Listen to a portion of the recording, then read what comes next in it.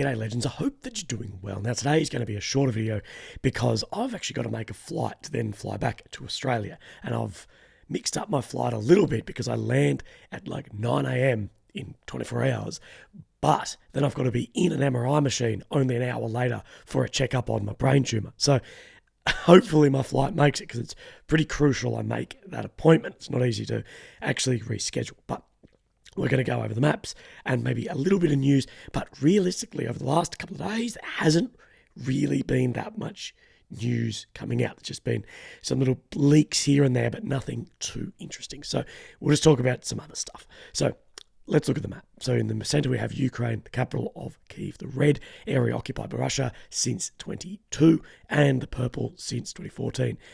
Importantly, this being Crimea and Donetsk. And we've got Romania, Poland, Belarus, and Russia around here. Now, and I should always also say as well, the green is area liberated by Ukraine since the beginning of the war in 22.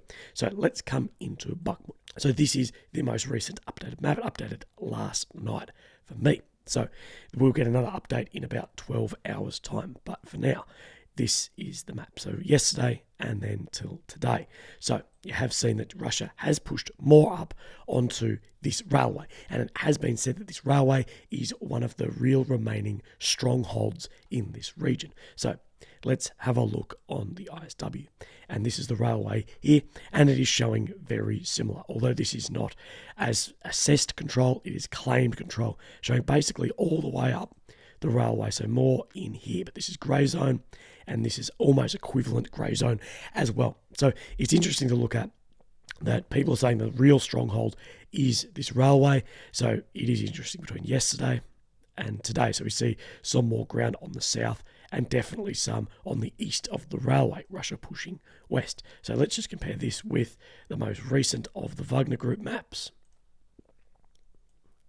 So we have the railway through here. This is 2 stations, the railway through here. And I actually think this map is showing very, very similar. Although, of course, this map is, very, very biased towards Wagner Group. You know, it's got Wagner bloody symbols all over it. But this is showing fairly similar. So look, we look at this reservoir. It's pushing straight across from about here. So yeah, it's claiming a little bit more, I should say, on the north. And if we see where this road splits in two, and you know, it's claiming, see this, how it pops out here, that's the same, and it's pretty similar through here. So these are fairly similar. I'm not saying to ever rely on one or the other, but I'm just saying it, at least today, fairly similar.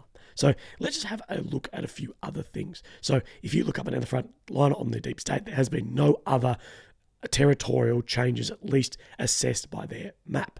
But you'll see that I've got a green dot on the ISW on the north of this Kromove road. This is, you know, the road of life or the road of death, depending how it's being reported. But we know a lot of vehicles are being lost down here, but this road remains one of, if not the last way in and out of Bakhmut. Now, there has been this video come out that is a Ukrainian tank firing on Russian positions. So something to take notice is this is a Ukrainian tank here fighting from that position, firing into Russian positions. And you see this first shot go, but then this video is actually sped up, because see how, then it speeds up. You can see that no tank has that rate of fire ever, but they are firing on these Russian positions and then they move away.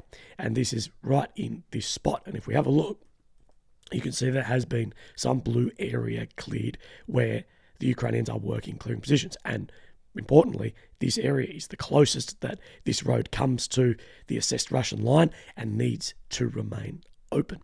Now, there is in Mariinka, we haven't seen any territorial change, if I can get my words out. But there has been some incredible footage come out of this, of a Ukrainian soldiers getting one of their wounded back. And I want to show this just because look at the state of this city, but also look how well camouflage somewhere like this actually works. I think a lot of people think camouflage is like just a given, but look how well this actually works in an environment like this.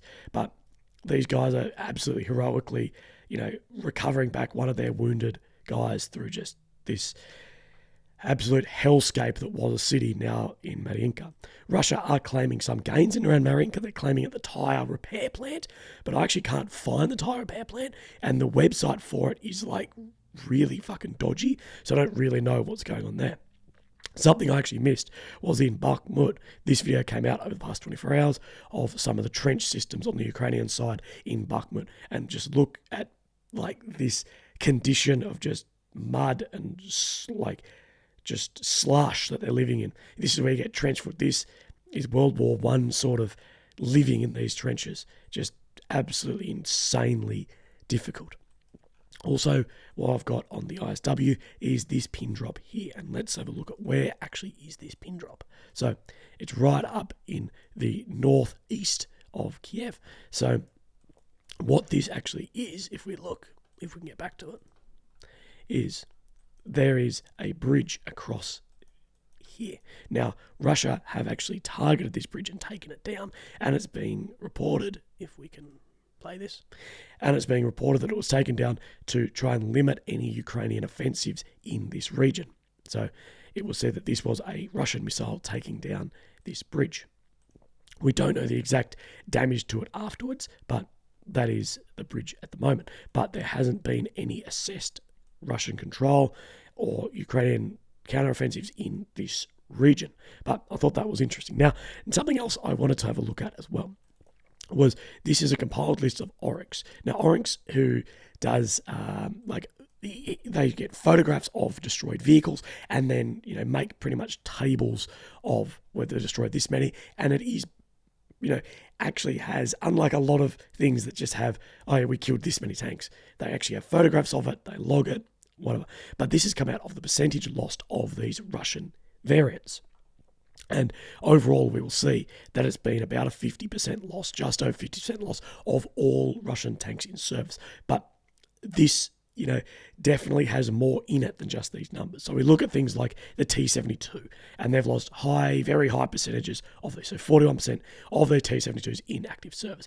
The thing is, these active service are numbers that we believe they have. Maybe way less, depending on how many have been damaged, mothball, whatever. It could be more in some cases. It might be more, say, in the region of the T-80 BVU, where they say they've lost 106%. Well, you can't lose more than you have, except if you're claiming on killing all these HIMARS that don't exist in the country. But either way, that must have been more in service, or one has been claimed as lost, been recovered, and then been able to be fixed and put back onto the front line. So a lot of people call us out for this, but that is how these things can happen.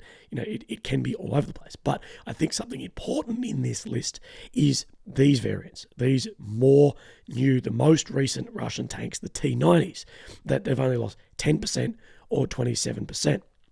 And as well, that is still fairly low numbers. Now, we know Russia has lost ridiculous numbers of tanks, losing almost 3,500 tanks. That's more tanks than every country has, bar a few countries, bar your massive superpowers. No one has more tanks than that. Now, it is absolutely true they've lost huge numbers, but it's still 50%. They've still got maybe 50% to go. We don't know the condition of these tanks. We have no idea to a degree, but we've still got these variants. There's got other older variants, and we will just see. But I thought this was interesting to have a look at, and I think the concern here are these newer variants, because we know they are still a good, decent, capable vehicle. I know they get a very bad rap, but a Javelin versus anything is going to get a bad rap. If you have Abrams tanks and you have Javelins on the other side, they're going to get a bad rap. I know that these are nowhere near a Challenger 2 and Abrams, but as an infantryman myself, a guy who was anti-armour, heavy weapons, you still do not want to come across something like this in the open. These are still death machines. Tanks are scary, bloody things.